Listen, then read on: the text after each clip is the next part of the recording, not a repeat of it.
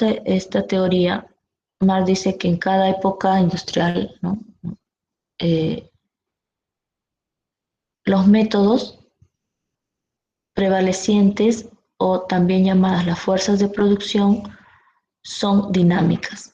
Entonces, todo proceso de elaboración, digamos, de los bienes, se va a encontrar estas fuerzas de producción, ¿no? ¿A qué le llamamos o cuáles serían estas fuerzas de producción? La tecnología que se usa, ¿no? Los tipos de capital que existen y el trabajo, el nivel de capacidad de trabajo que tenga el ser humano, ¿no?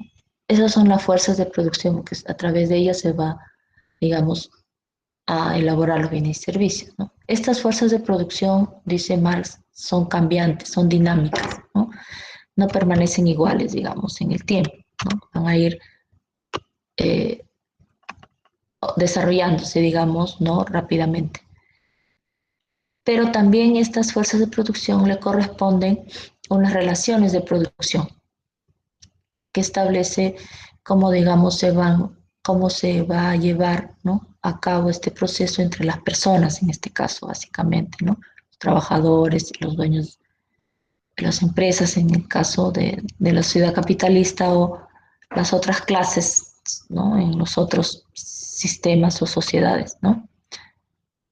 Entonces, estas relaciones de producción que se van a dar son normalmente estáticas, o sea, estas son difíciles de cambiar, ¿no?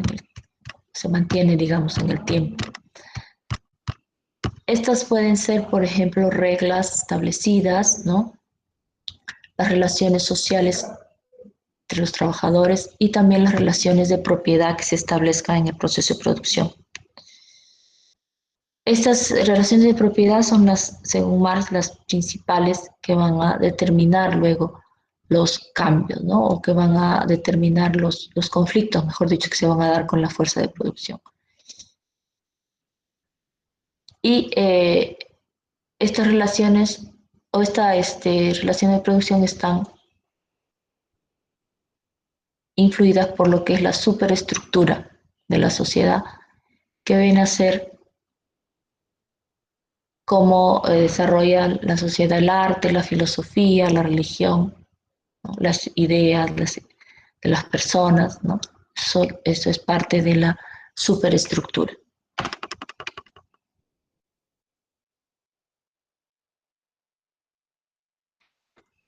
Esta superestructura va a ser lo que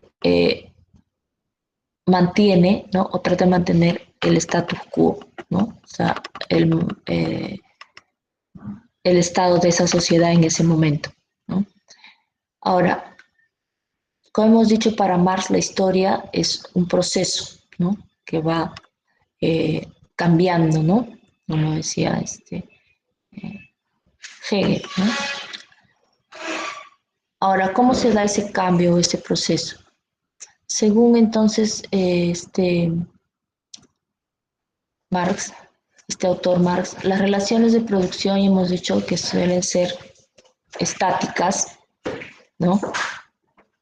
Y según el método dialéctico, esto vendría a ser la tesis, ¿no? Que se tiene, ¿no? Pero estas a la larga van a entrar en conflicto con las fuerzas de producción que, como hemos dicho, también son dinámicas, ¿no? O sea, unas son cambiantes, digamos, ¿no? Y las otras son estables en el tiempo, ¿no? No cambian. Entonces, hay una tesis y una antítesis que se contradicen, ¿no? Y por lo tanto entran en conflicto en algún momento de la historia. Ese conflicto va a hacer que el sistema actual, digamos, sufra como existe una revolución en el sistema, y las nuevas relaciones de producción, que vendría a ser el producto de este conflicto, que es la síntesis, van a permitir el desarrollo más alto de las fuerzas de producción, y se va a dar entonces una lucha de clases, ¿no? O también conocida como una revolución social, como forma, digamos, de adaptarse, ¿no? a esos conflictos que se han producido entre las relaciones de producción y las fuerzas de producción. Cuando ya se produce esa lucha, digamos, se va a dar un cambio de la estructura económica, o sea, de la base de la sociedad, ¿no? Esta estructura económica entonces va a determinar que cambie, ¿no?, la superestructura, ¿no? O sea, cuando cambia la estructura económica, va a ser en la sociedad que se cambien las formas de pensar, ¿no es cierto?, las ideologías, el sistema político, el sistema de justicia va a cambiar, ¿no?, que es parte de la superestructura.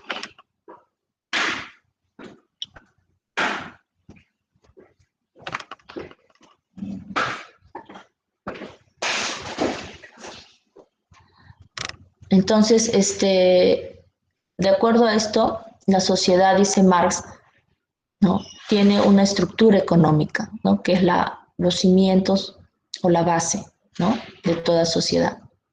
Esta estructura económica está determinada por el modo de producción, ¿no?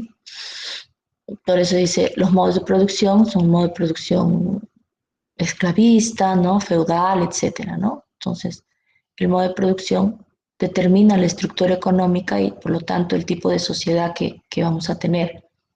Entonces, según Marx, la base de toda sociedad es cómo se da ese proceso de producción, ¿no? Cómo elaboramos o cómo es la forma, digamos, que ese país o esa sociedad produce sus bienes y servicios. A eso le llamamos el modo de producción, ¿no? Entonces, si esta estructura económica cambia, ¿no?, si esta estructura económica cambia, va a cambiar la superestructura de la sociedad, o sea, el aspecto jurídico, político e ideológico, ¿no?, religioso inclusive, ¿no? Entonces, lo que determina, según Marx, el tipo de sociedad que vamos a tener, ¿no?, va a ser el modo de producción o la estructura económica de esta, ¿no? Y este modo de producción va a estar determinado por lo que ya hemos mencionado, ¿no?, anteriormente, que son las fuerzas de producción y las relaciones de producción, ¿no? Si estas fuerzas de producción entran en conflicto, como hemos dicho, con las relaciones de producción, se va a dar un cambio, ¿no?, en el modo de producción y por lo tanto va a cambiar esta estructura económica o la base de la sociedad, ¿sí? Si eso sucede, obviamente también, según Marx, va a cambiar todo el aspecto jurídico, ¿no?, todo el aspecto político e ideológico que tiene, ¿no?, una sociedad. Por lo tanto, según esta teoría marxista, no es la conciencia del hombre lo que va a determinar su existencia, ¿no? La conciencia vendría a ser lo interno, ¿no?, sino al revés, dice, ¿no?, la existencia social, a las condiciones sociales, materiales, van a determinar la conciencia del hombre, ¿sí? Entonces, a eso está referido justamente lo que mencionábamos, ¿no?, la estructura económica o la base de la economía, que es la base de la sociedad, va a determinar las formas de pensar, ¿no?, del ser humano, la parte, los valores que tenga, etcétera, ¿no? Entonces, a cada modo de producción le va a corresponder, ¿no?, un sistema político distinto, un sistema ideológico, un sistema inclusive religioso, ¿no?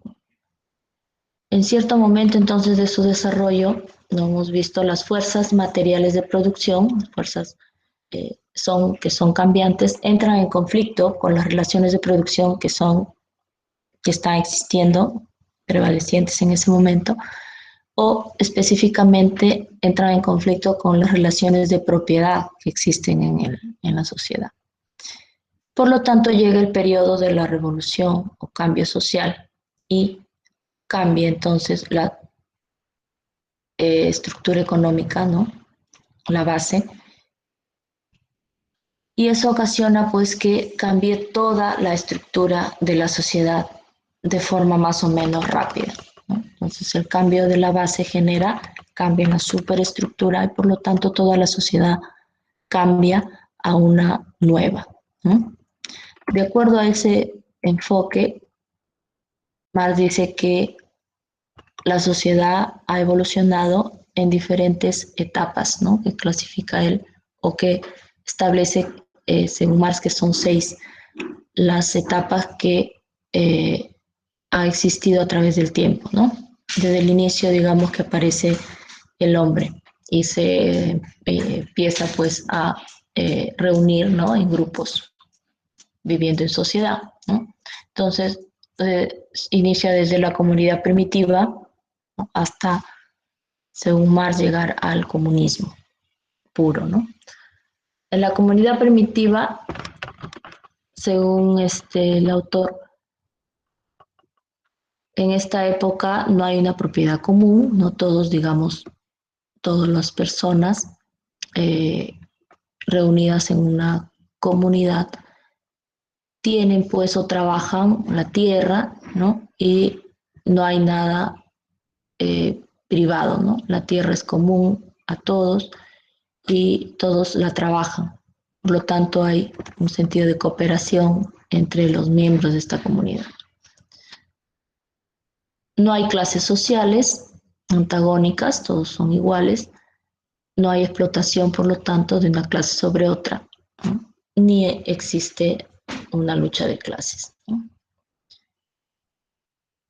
Sin embargo, en esta primera comunidad, la eficiencia de la producción es muy baja, entonces lo que se produce dentro de cada comunidad sirve solamente para ellos mismos, por eso es que en esta etapa se produce solo para la subsistencia, ¿no? Para que las personas consigan su alimento y básicamente pues con que protegerse del clima, ¿no? A través de ciertas prendas, ¿no?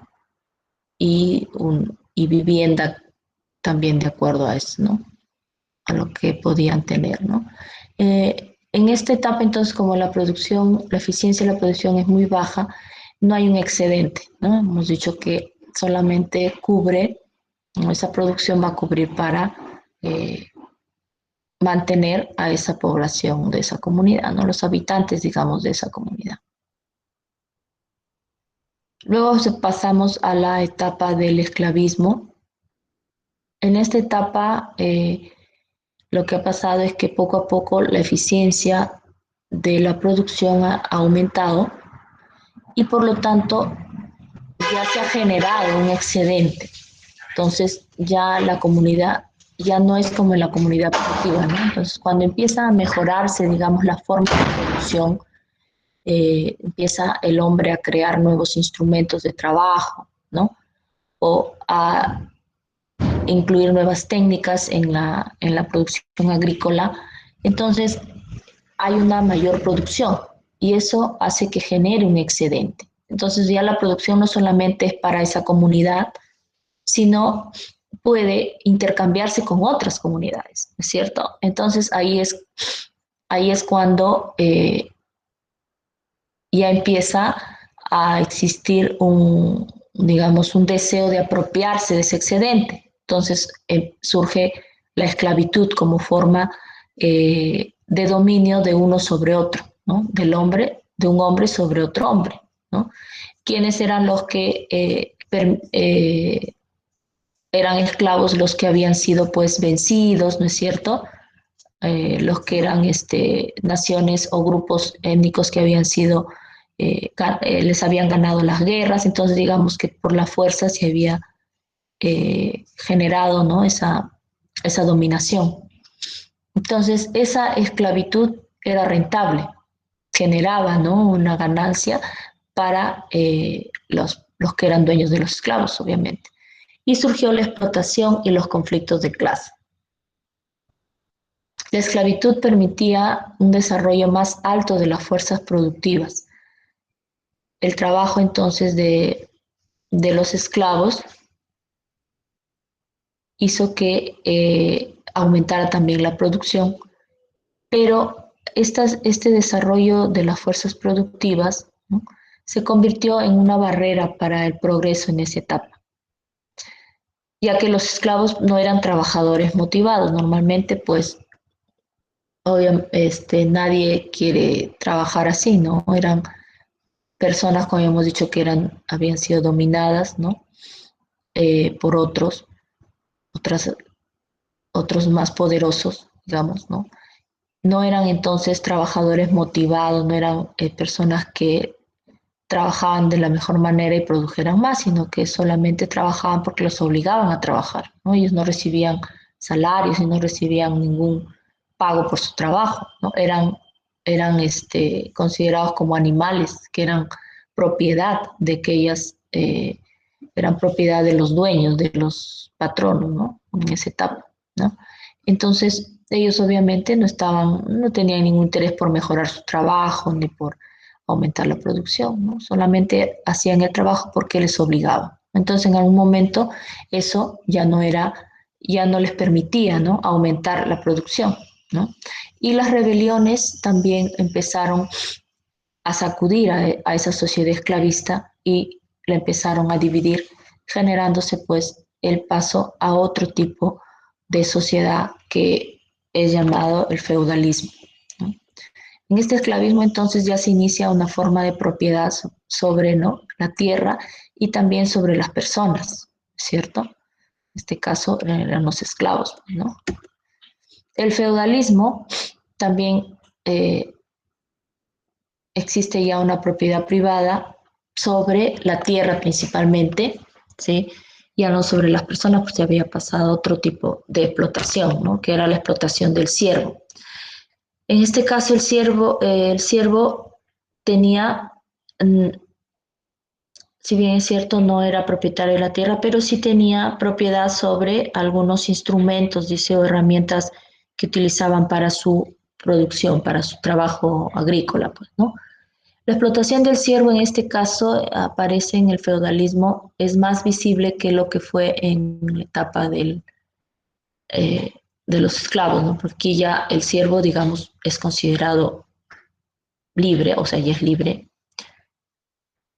pero a pesar de ello mantiene, ¿no?, mantiene la explotación del señor feudal sobre ellos, que ellos eran los que trabajaban, y por el hecho de que el señor feudal era dueño de la tierra, eh, los explotaba, pues, ¿no?, haciéndoles solamente quedarse con muy poco ¿no?, de lo que sembraban, de lo que ellos producían.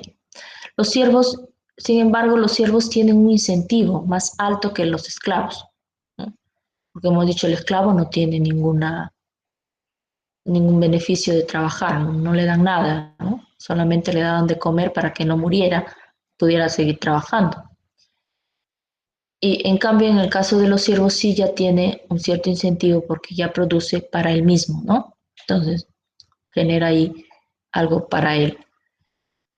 Por lo que hay un desarrollo mayor de las fuerzas de producción. Sin embargo, el sistema también llegó a un momento en que limitó el progreso de la sociedad y fue derrocado, ¿no? Entonces ya entra también en contradicción ¿no?, estas fuerzas de producción que se van desarrollando con las formas de relaciones que se dan, sobre todo en la propiedad, ¿no? Esto genera un cambio a una sociedad capitalista, ¿no? Esta sociedad pues se ha ido desarrollando nuevas formas de producción, nuevas fuerzas de producción, ¿no es cierto? Las maquinarias, la tecnología es nueva, entonces ya hay un cambio ahí que no, digamos, no correspondía a unas relaciones de producción como las que se daban en el feudalismo. Entonces por eso surge el conflicto y se cambia a una nueva forma de sociedad que es el capitalismo, ¿no?, con un modo de producción capitalista también, ¿no? Este modo de producción capitalista eh, genera un mayor incremento en la productividad y por lo tanto hay un gran aumento de la producción, ¿no? Si algo le reconoce Marx al capitalismo como dicen, ¿no? Como dicen sus críticos, justamente que él sí reconoce en toda la obra que el capitalismo generó una producción mucho mayor que no se conseguiría con ninguna forma de producción. No se había conseguido con las formas de producción anteriores, ¿no? Las técnicas de producción en el capitalismo entonces se vuelven más concentradas y más, se desarrollan más, ¿no? Las tecnologías, las nuevas formas de hacer las cosas, ¿no? Genera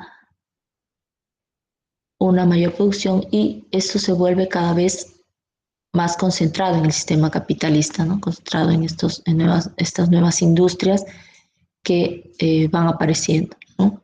Y el sistema de propiedad privada, en este caso, se convierte en una barrera para el progreso, según Marx.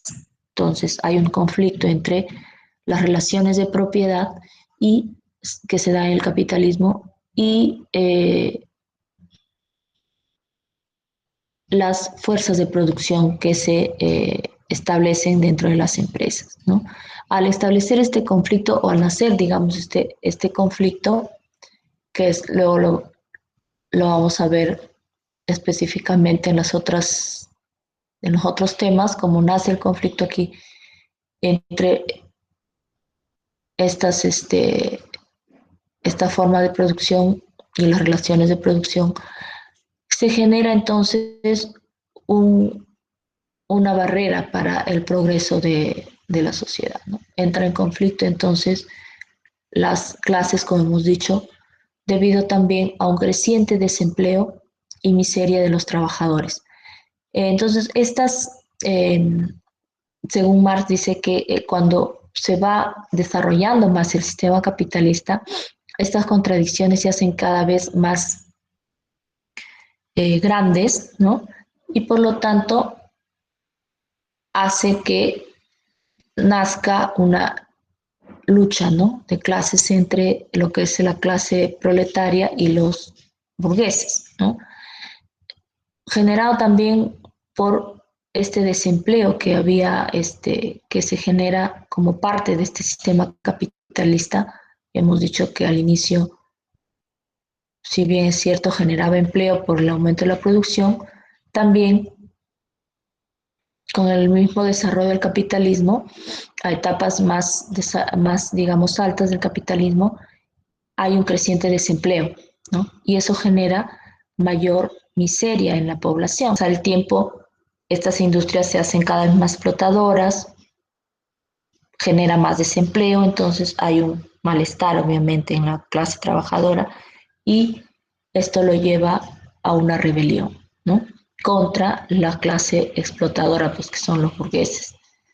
Según Marx, en esta lucha, digamos, de clases, prevalece la clase trabajadora que va a derrocar al Estado burgués y al sistema capitalista, ¿no? Va entonces a establecerse una forma de sociedad distinta al capitalismo que él denominó el socialismo, ¿no? El socialismo es una nueva forma entonces donde la propiedad privada de los consumidores está permitida, ¿no? Hemos dicho que consumidores sí pueden pues tener propiedad sobre los bienes de consumo que les permita pues satisfacer sus necesidades, ¿no? El capital y la tierra, en cambio, son propiedad del gobierno central. O sea, hay una propiedad colectiva del capital y la tierra, lo que no se daba, ¿no? En el capitalismo. La propiedad privada es sobre los medios de producción, o sea, sobre este capital y sobre esta tierra, ¿no? En este caso ya el capital y la tierra pasa a manos del gobierno central, ¿no? La producción y la inversión también ya no va a estar, por lo tanto, en manos de los privados, sino va a estar a cargo del Estado, que va a ser quien va a planificar todas estas actividades, ¿no? Por lo tanto, el mercado libre que guiaba la economía ya no existe, pues, como tal, ¿no? Es el Estado entonces el que va a guiar a la economía, no el libre mercado. Se continúa el proceso dialéctico, según Marx, entonces esta sociedad también va a tener una evolución, ¿no? Y va a llegar un momento en que va a entrar en contradicción y va a generar otra forma de sociedad, ¿no?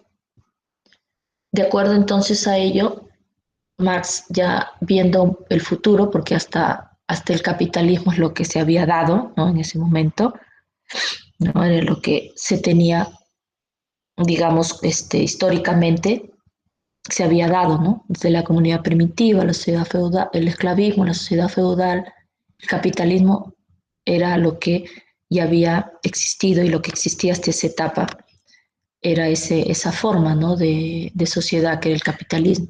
El socialismo ya es una predicción que hace Marx, ¿no? Entonces, igual el comunismo, ¿no? Entonces, él piensa, él supone, de acuerdo a su desarrollo o al análisis del desarrollo anterior, entonces también establece que va a suceder lo mismo con el socialismo, ¿no? Va a llegar un momento en que va a entrar en contradicción el sistema y se va a dar paso a otra forma de sociedad que él le llamó el comunismo puro o simplemente comunismo, ¿no? Entonces es la etapa máxima, digamos, según la cual vamos a encontrarnos en la situación eh, donde el hombre pues ha alcanzado la perfección o cierto nivel de perfección, digamos, y por lo tanto tendríamos una sociedad, como podemos decir, ideal o no ideal específicamente porque él piensa que va a suceder, una sociedad la más buena posible en todo caso, ¿no? La economía es controlada en esta sociedad por el Estado, ¿no?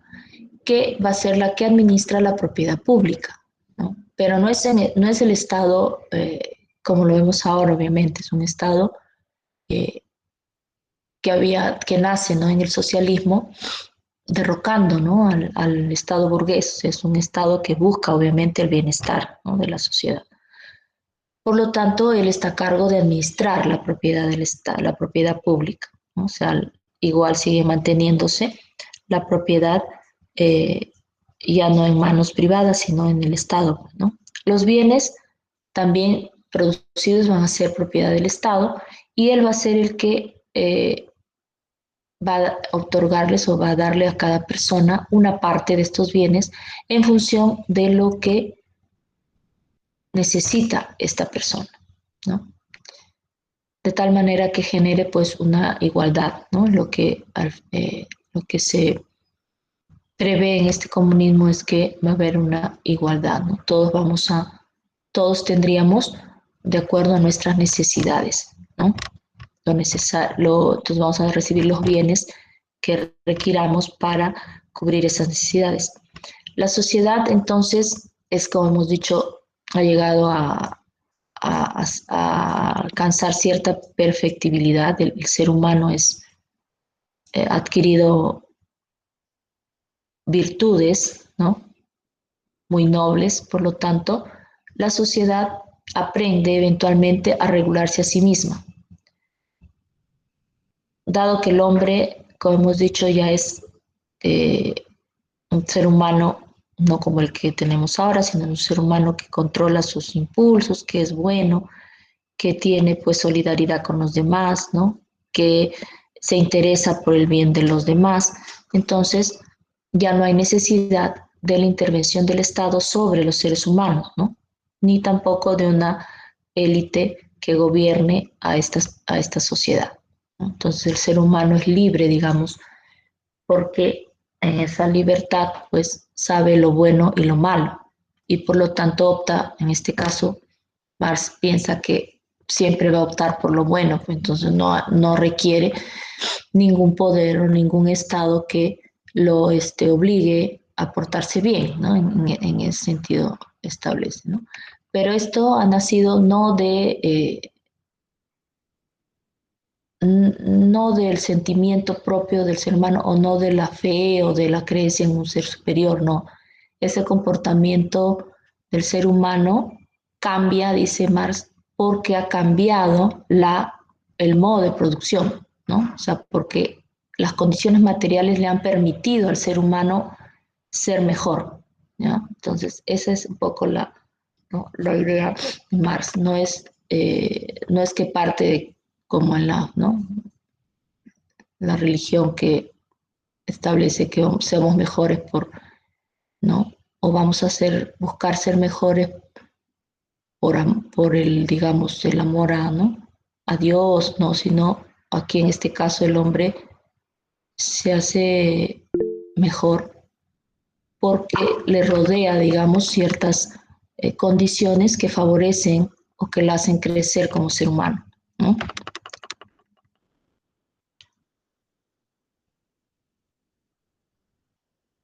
Bueno, entonces de acuerdo a esto, de acuerdo a las sociedades a través del tiempo, ¿sí? Y de acuerdo entonces tendríamos, ¿no? Según él, seguimos en una sociedad básicamente capitalista, pero en algún momento vamos a cambiar, ¿no? O tendríamos que evolucionar, digamos, a una sociedad de tipo a un socialismo, ¿no? Y luego ya, igual pasado el tiempo, no establece cuántos, en ningún momento Marx establece tiempos, ¿no? Sino que dice que en algún momento va a llegar, ¿no? Que estaríamos evolucionando al comunismo, ¿no?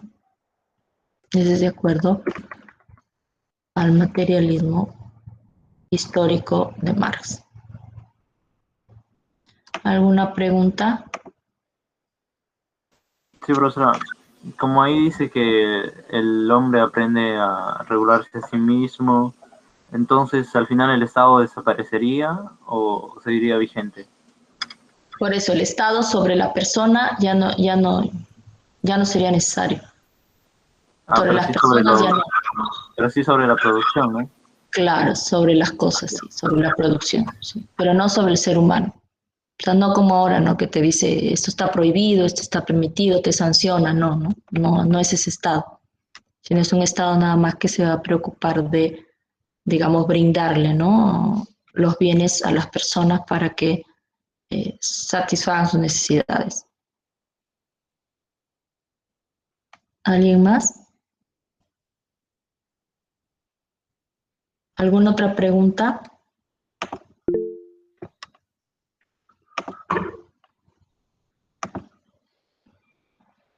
Zavala.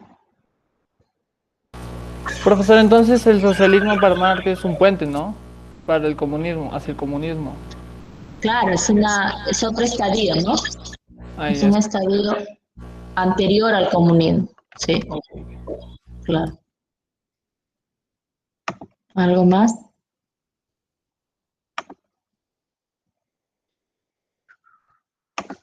Voy a buscar a ver los grupos.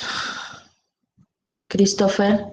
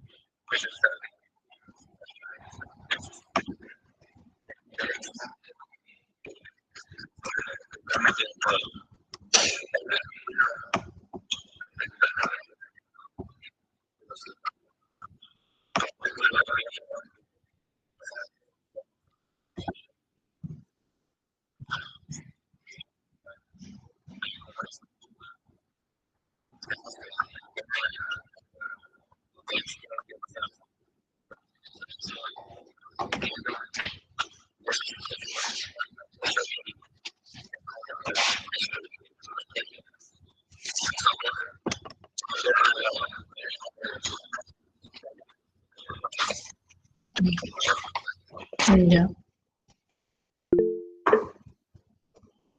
Claro, en cuanto al esclavismo, sí, Marx ahí habla de un esclavismo, pero es el esclavismo y lo aclara, no es el esclavismo no es la esclavitud de los negros que hablábamos, ¿no?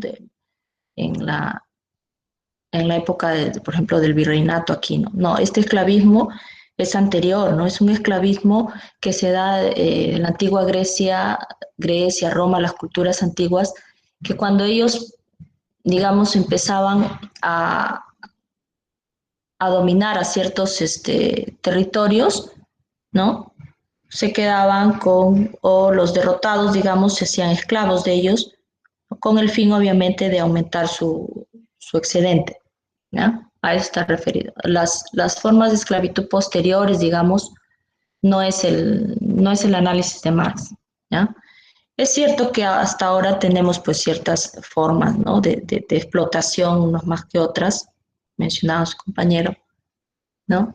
Donde pues en ciertas empresas puede darse eh, una explotación mucho más cruel, ¿no? Si hay que trabajan en lugares eh, encerrados, ¿no? Lugares sin ninguna condición humana, digamos, para las personas, donde no les pagan casi nada y los explotan totalmente, incluso trabajan niños, o sea, eso sí se da en la actualidad, obvio que sí, ¿no? Pero no es, está dentro, digamos, del sistema capitalista que ya llega pues a los extremos ¿no?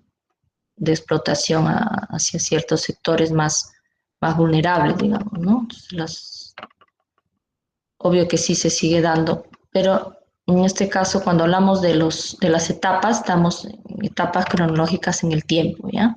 El tiempo, no es un esclavismo, eh, es un esclavismo entonces de la etapa antigua, digamos, ¿ya?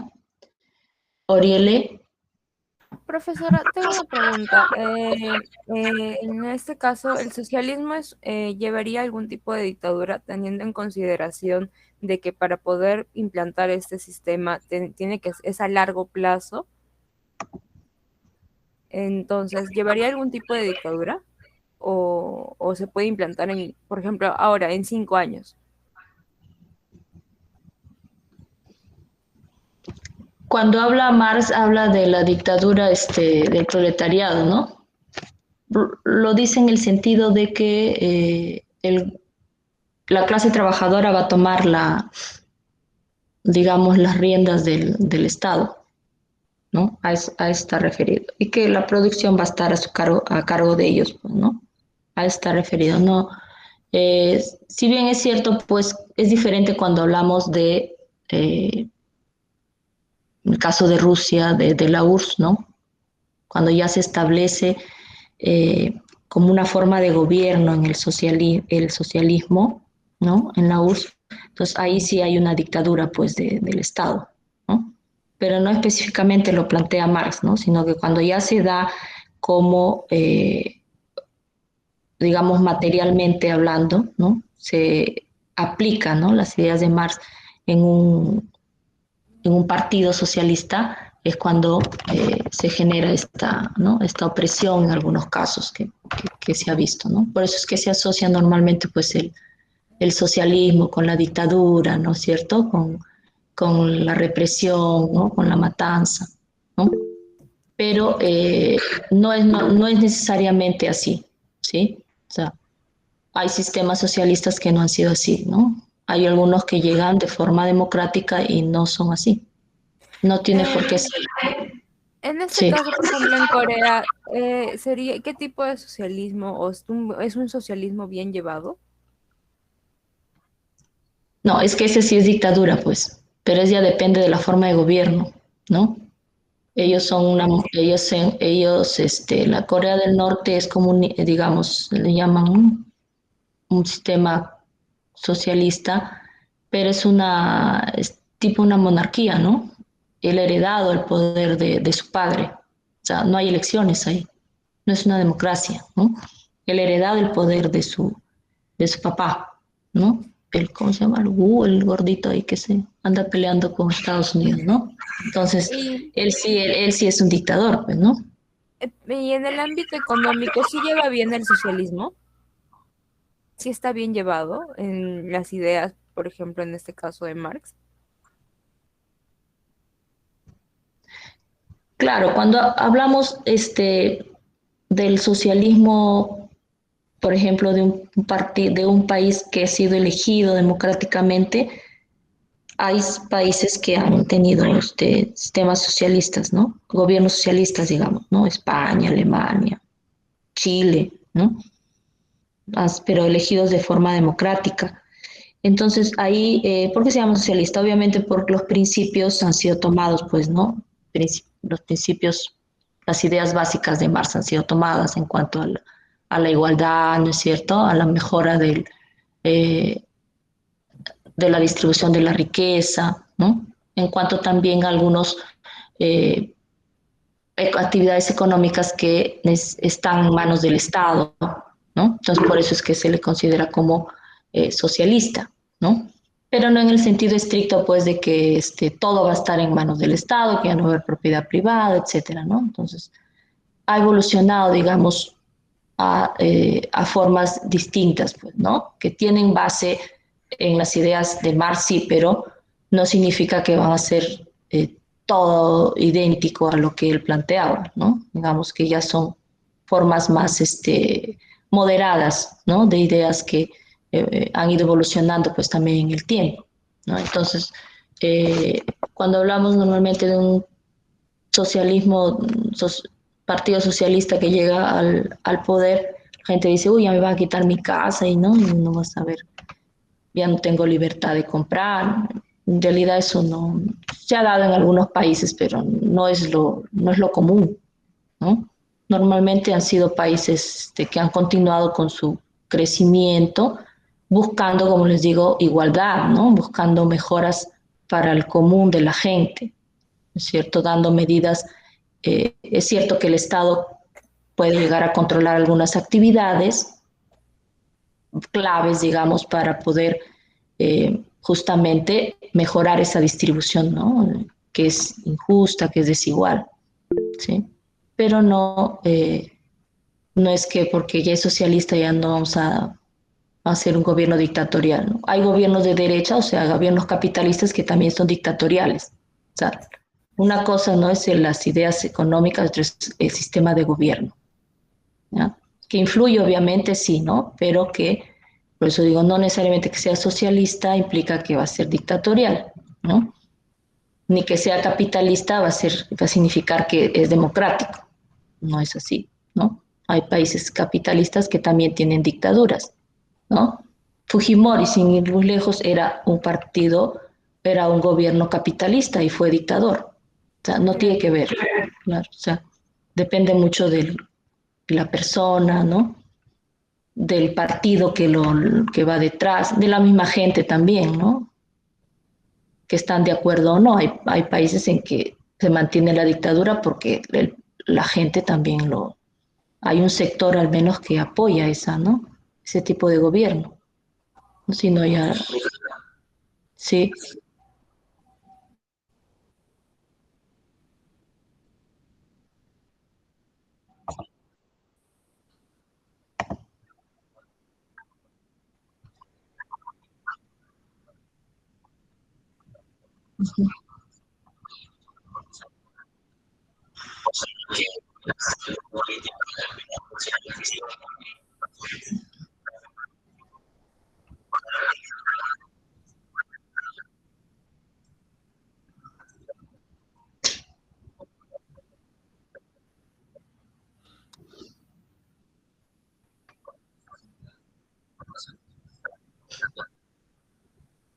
Claro, Humala también, claro, era un partido de izquierda.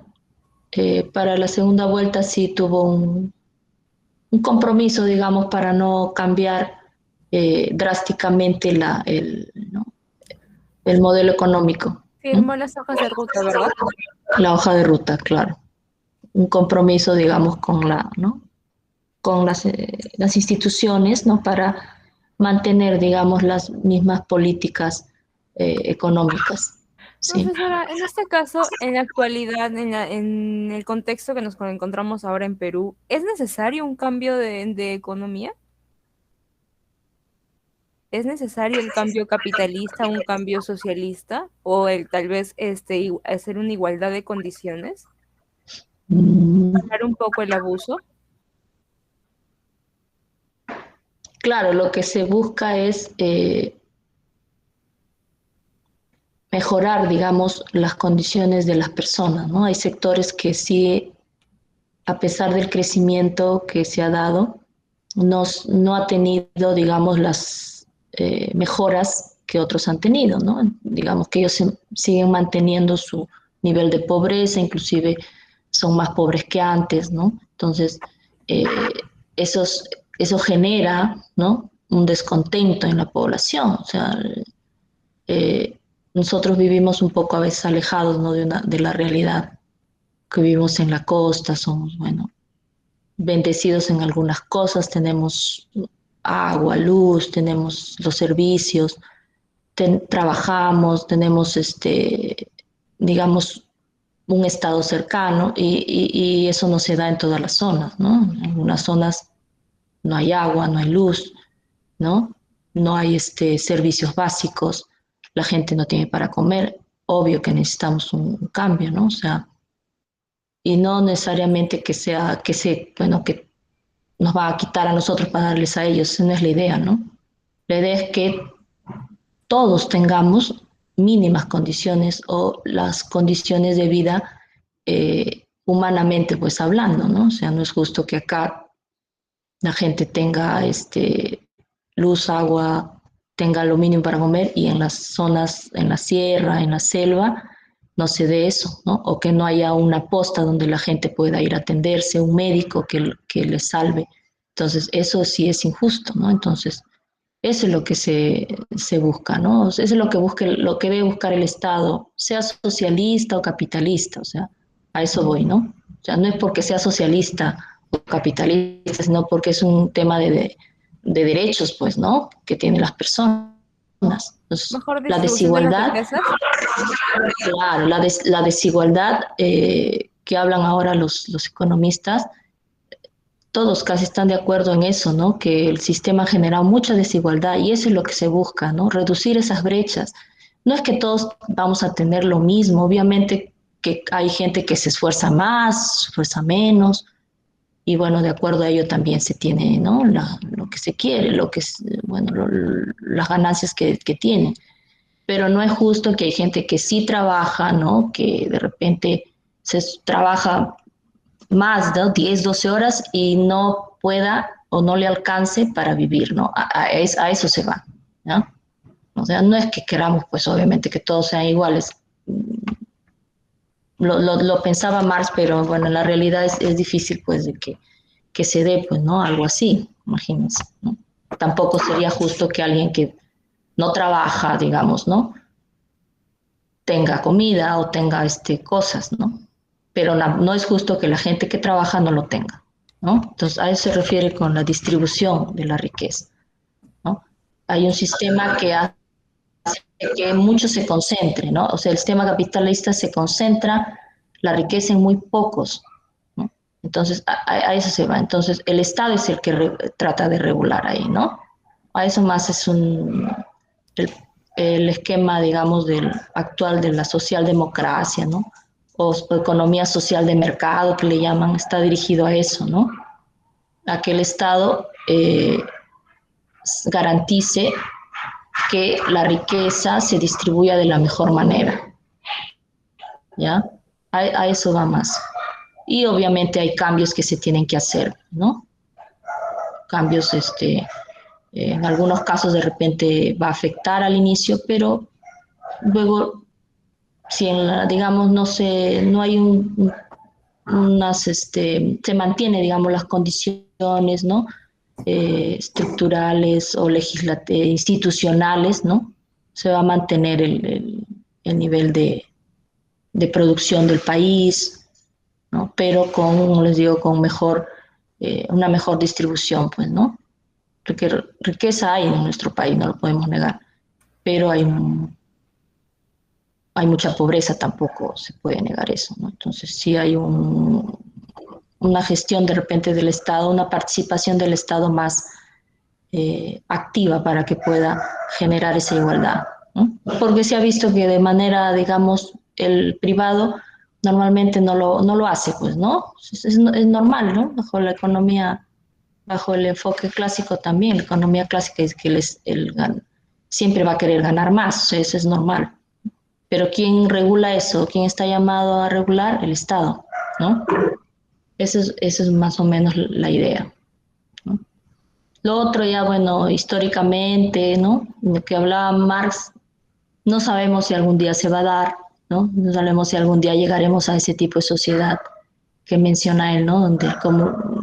Donde hay un comunismo, pues, donde las personas piensan en los demás, ¿no es cierto? Donde que no quiero para mí todo, sino que yo voy a velar por el resto. Eso es algo que no se sabe si llegará. Según él, llegaría en algún momento. Hasta ahora no se ha dado, ¿no? De acuerdo a lo que tenemos en la actualidad, no se ha dado, ¿no?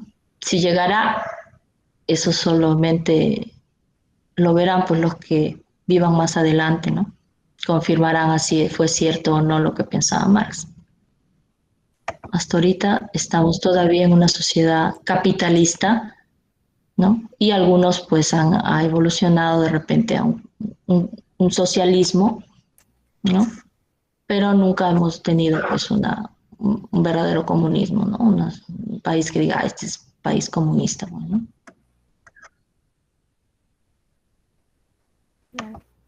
Gracias, Profesor, profesora. tenía una preguntita. Al final de su exposición habló acerca de la ¿De quién? libertad, acerca del comunismo. ¿A qué se refería? ¿De qué? ¿De la libertad? Habló, ajá, exacto, al final de su exposición, ¿a qué se refería con esa libertad? ¿Libertad de quién o libertad para quién? ¿O Del para ser qué? humano, del ser humano. Con el comunismo, bajo el comunismo. Claro, decíamos que no hay un Estado, ¿no es cierto? Coercitivo, o sea, no hay un Estado que te diga, haz esto, haz lo otro. Decíamos que el Estado solamente aparece en el comunismo como el que administra las cosas, los bienes, o sea, el que va a producir y va eh, a darle a las personas de acuerdo a sus necesidades, ¿no?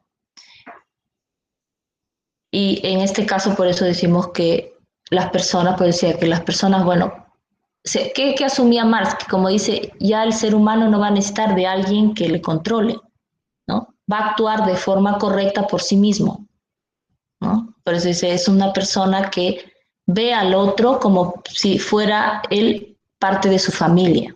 Entonces ya no hay necesidad de leyes, digamos, de un Estado que te diga esto está mal, esto está bien, ¿no? Entonces a eso está referido. Pues, por eso decía que el ser humano en el comunismo se asume que ya va a ser libre, pues, ¿no? En actuar me refería, por eso. Considerando a Dios un hombre ya casi perfecto, pues, ¿no? Por eso dice que los socialistas pensaban en la perfectibilidad del hombre, ¿no? Que el hombre podía mejorarse a sí mismo, si es que se dan las condiciones, ¿no? Con esa característica, ¿no? O sea, no mejora digamos, en un sistema capitalista no va a mejorar, ¿no? Pero si cambian esas condiciones, el hombre sí va a mejorar, ¿no? Su actitud va a ser cada vez más, digamos, cercana al otro, ¿no?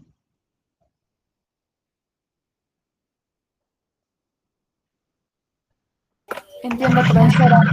Entonces, ¿se podría decir que en el comunismo, según Marx, el hombre tendría libertad para su propio desenvolvimiento, su propia búsqueda de ¿cómo se diría?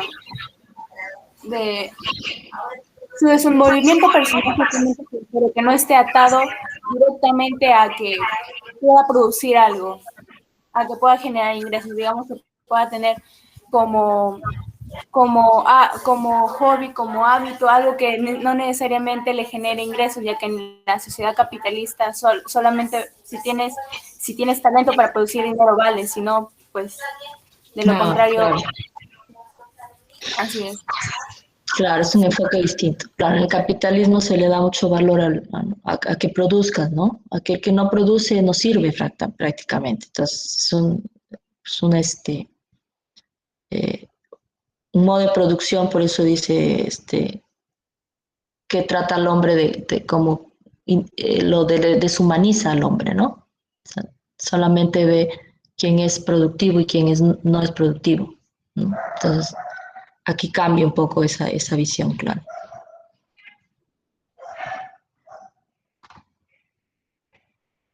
Bueno, vamos entonces a pasar a un grupo por lo menos para exponer, ¿ya? Profesora, El primer ¿puedo tema, hacerle una pregunta? sí. ¿Cuál entonces sería la diferencia entre el marxismo y el comunismo? No, es que el marxismo es el pensamiento de Marx, ¿no? El comunismo es un tipo de sociedad que él plantea, ¿eh? Es distinto, es parte, ¿no? El comunismo es parte de lo que planteaba Marx. Marxismo le llaman por él, ¿no? Socialismo marxista, por lo que él plantea. Pero el comunismo es un tipo de sociedad de acuerdo a la evolución que él planteaba, ¿no?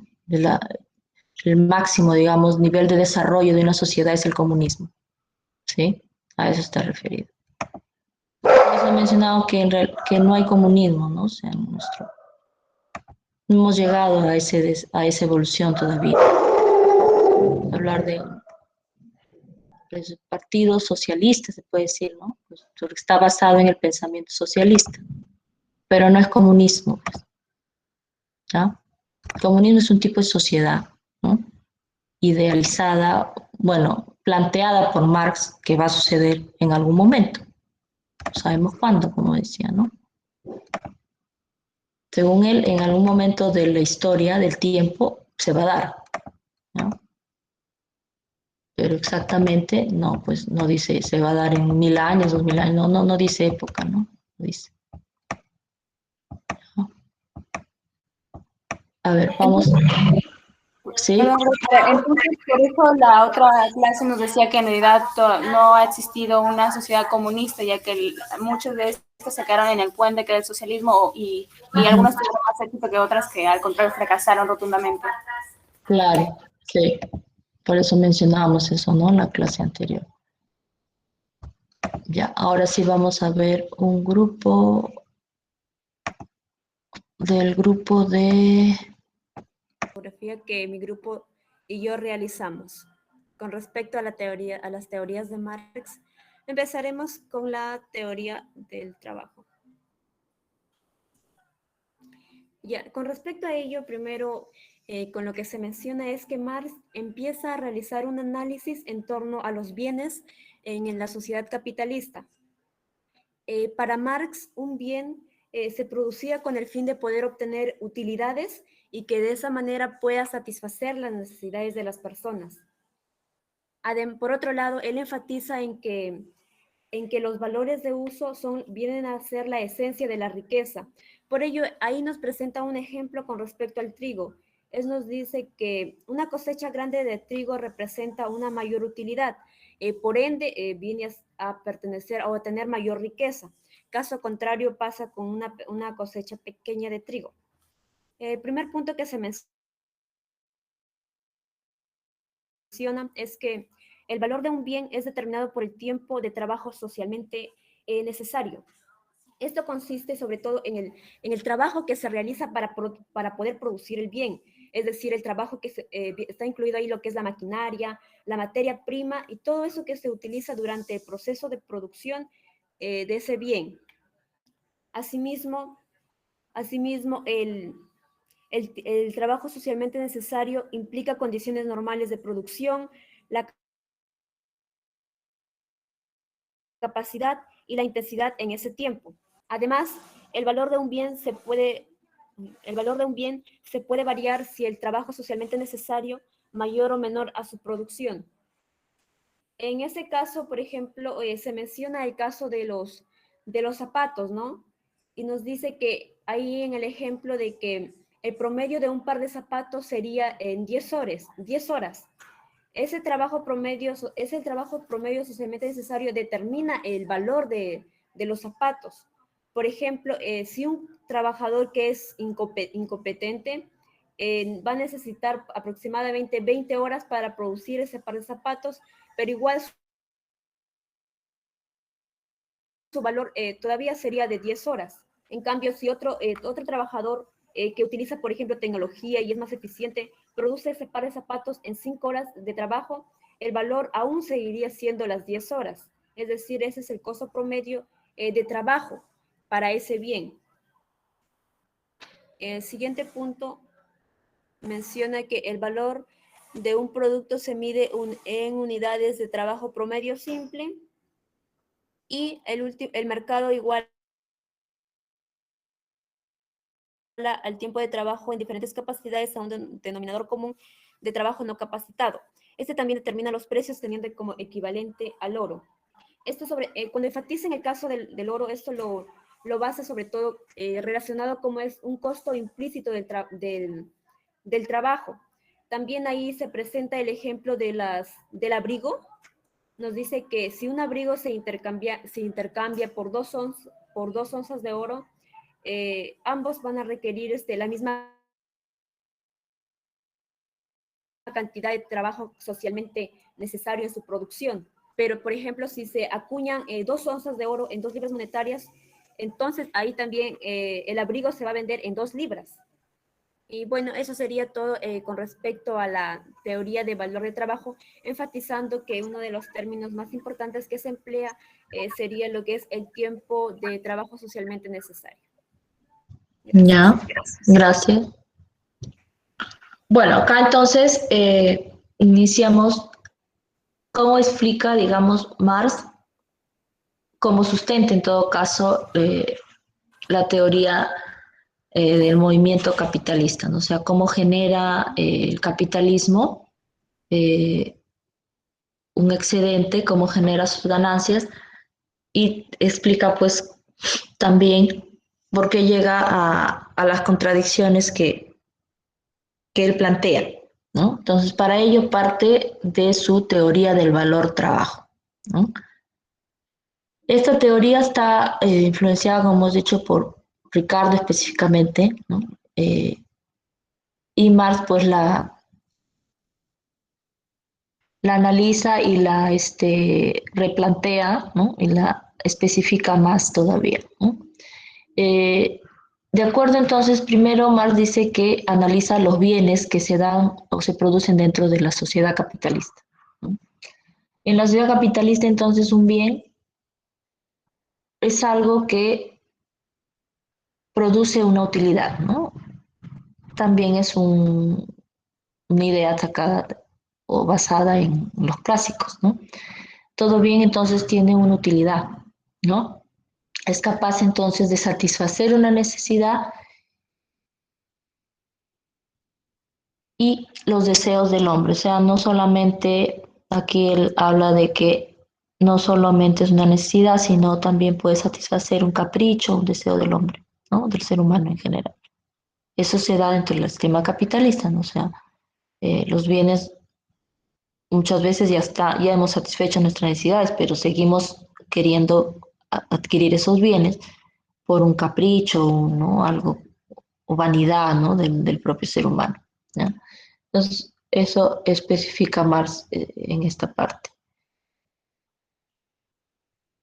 Y estos bienes pueden satisfacer las necesidades de subsistencia, que sería en este caso un bien de subsistencia o de consumo que le llamaríamos ahora, ¿no? Utilizamos nosotros con los alimentos, la ropa, ¿no?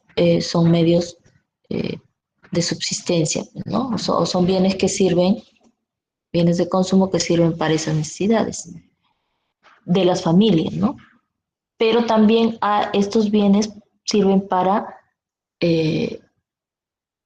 medios de producción, o sea, para elaborar otros bienes, ¿no? Son los que se utilizan en las empresas, que llamaríamos ahora los bienes de capital, pues, ¿no? Eso dice Marx. sería un medio de producción, ¿no? O las maquinarias, por ejemplo, que se compran, ¿no? Las materias primas son bienes que van a servir para producir otros bienes, ¿no? Las herramientas, todo eso son los medios de producción. Ahora, si bien es cierto, él reconoce la utilidad, ¿no? Sin embargo, él más se centra en determinar el valor de cambio, ¿no? Del bien, ¿ya?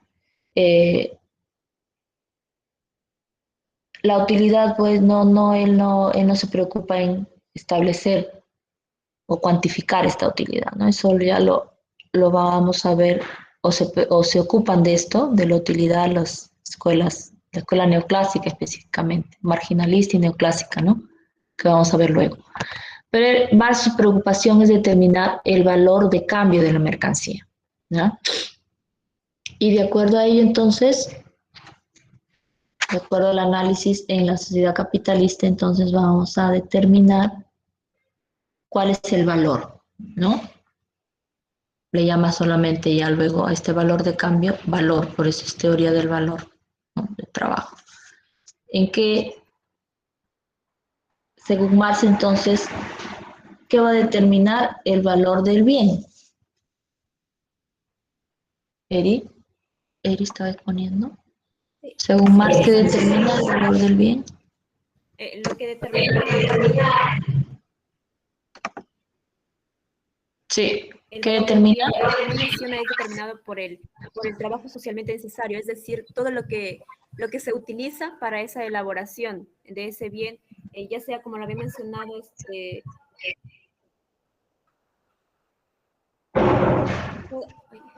escucha? Sí, Como lo había sí, mencionado, sí. ya, lo que es la maquinaria, toda la materia prima que se emplea en ese proceso de producción, y eso es lo que lo determina ese bien, el valor. Ya, entonces lo que introduce acá Marx es el tiempo, ¿no es cierto? El valor de un bien está determinado por el tiempo socialmente necesario, le llama él, ¿no? Sí. Y ese socialmente es lo que, digamos, agrega, ¿no? Porque cuando hablábamos de Ricardo, decían el tiempo de trabajo, nada más decía Ricardo, ¿no?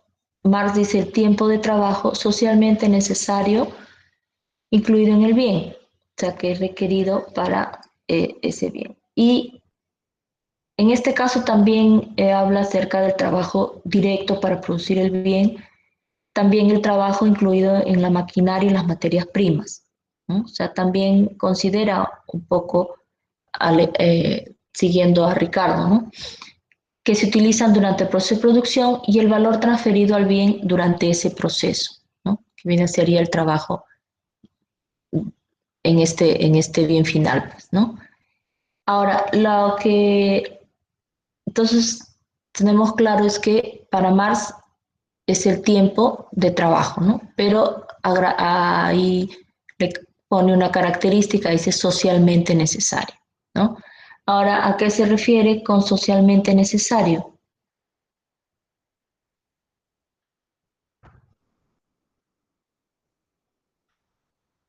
Eri.